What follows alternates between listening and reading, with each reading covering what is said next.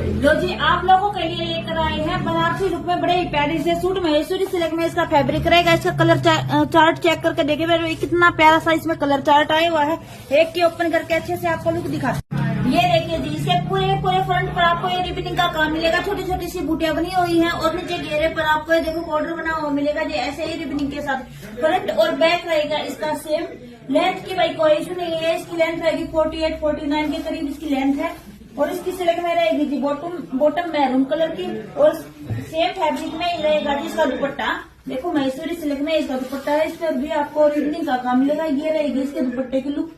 देखो दुपट्टे की लुक चेक कीजिए, कितना सुंदर सा इसका दुपट्टा है। ऐसे ही इसमें सभी में कंट्रास्ट रहेगा। जैसे कि नीचे बॉर्डर लगा हुआ ना, सेम इसी कंट्रास्ट में रहेगी हमारी बॉटम। ये चेक कीजिए हर एक का कंट्रास्ट। ये देखिए जी, बड़ा सुंदर सा कलर कंट्रास्ट रहेगा। और इसकी प्राइस रेंज रहेगी जी 1550 रुपए फ्री शिपिंग के साथ।